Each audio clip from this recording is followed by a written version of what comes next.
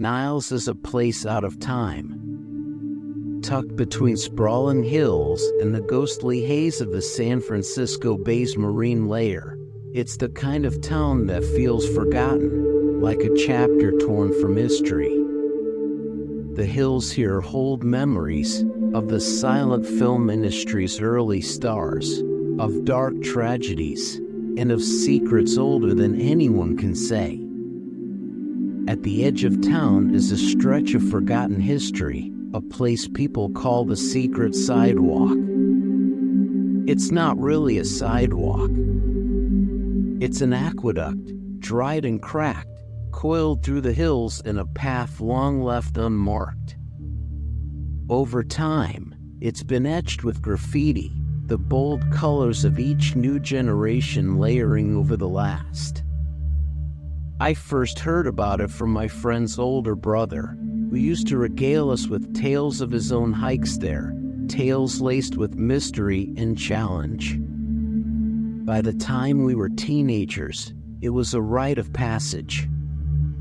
Now, in our 30s, it's only a memory, but somehow we all ended up back in Niles, feeling nostalgic and curious. The air was thick with fog when we started out, a day like any other. I could tell the thrill wasn't the same as it had been. We were older, and the rush of sneaking around had worn thin. But as we moved along the old path, laughing about our past, we felt like kids again. An hour passed, and we realized we were only here because we were holding on to something that didn't quite fit anymore. It was my friend Tim who finally said it, breaking the nostalgic silence. Maybe it's time we leave this place to the new kids, huh? We laughed, but the idea felt right. That's when Mike wandered off to relieve himself, disappearing into the brush. He came back a moment later, looking different. Not scared exactly, but unsettled. There's something back there. You've got to see this, he said. We followed him through the trees, and what we saw stopped us in our tracks. It looked like a true sidewalk, real stone laid in a rough path, obscured under years of moss and mud. It had the quality of something hidden, something that had no intention of being found. The stones were chipped and uneven, marked by symbols that didn't look like natural wear. When we leaned closer, we could see faint letters and numbers, worn down to barely recognizable fragments. Are those dates? Sarah asked, her voice a low whisper. We realized what we were seeing. These weren't cobblestones, they were shattered headstones. It took a moment for the realization to settle, a wave of nausea washing over us as we exchanged uneasy glances.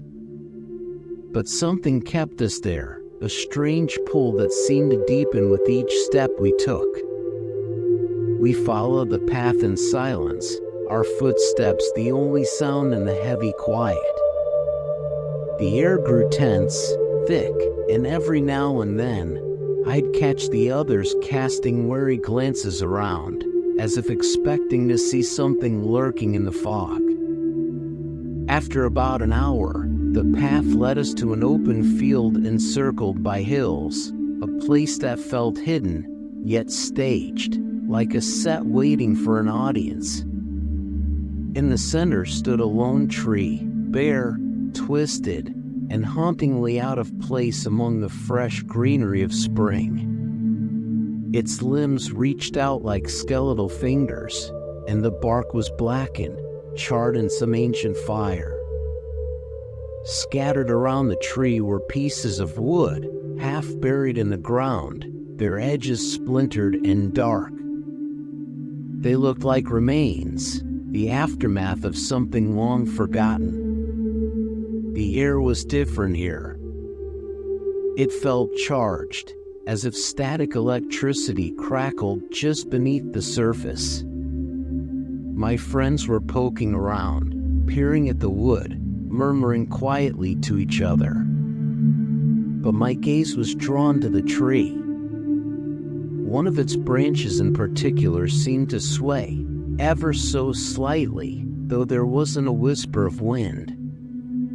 The movement was rhythmic, almost hypnotic, creaking with an unsettling cadence, back and forth, like something alive. I was transfixed, and time seemed to lose all meaning. I don't know how long I stood there, staring, but it was Sarah's voice that finally broke me out of it. "Hey, you all right?" I blinked, disoriented, and looked around. The others were watching me with expressions that mirrored the unease I felt. But their eyes weren't on me, they were focused just behind me, like they could see something over my shoulder that I couldn't. "What's wrong?" I asked, but no one answered. Mike's face twisted into something unreadable as he looked away, his gaze flickering back to the path. There was a collective shiver, a shared feeling that none of us voiced, and wordlessly, we turned and left.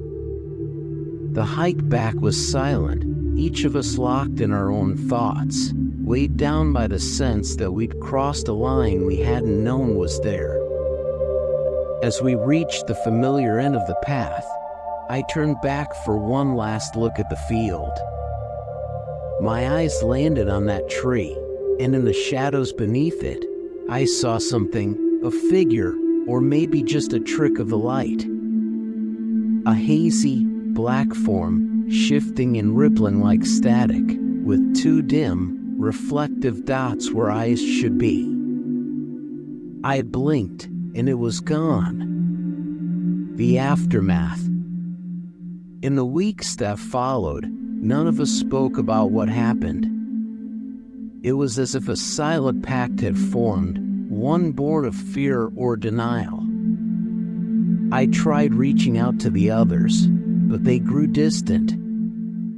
Mike moved to Texas, Sarah left for Idaho, and the others scattered, each going further than the last.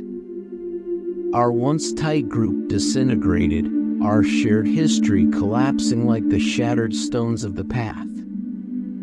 Over time, I realized that whatever we'd experienced had left its mark on all of us. I stayed in Niles, haunted by memories that wouldn't fade.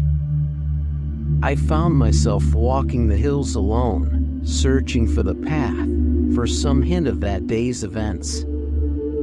But the real path, the one made of broken stones, was gone as if it had never existed. When I sleep, I dream of that field. In my dreams, the fog is always thick, and the air hums with that same eerie silence. I hear the slow, rhythmic creak of the tree's branch, swaying back and forth. And sometimes, just before I wake, I see them, shadowy forms drifting under the tree, watching me with dark, unblinking eyes. One night, I awoke to the sound of creaking, faint but unmistakable, like the swing of a branch outside my window. I looked, but there was nothing there, only the whispering wind and the quiet night. Yet the sound stayed with me, echoing in my mind. My friends have moved on, but they don't talk to me anymore. They avoid my calls, my messages. I wonder if they hear the creaking too, if they're haunted by the same memories. Maybe that's why they left, trying to escape whatever lingers in the hills of Niles. But I stayed.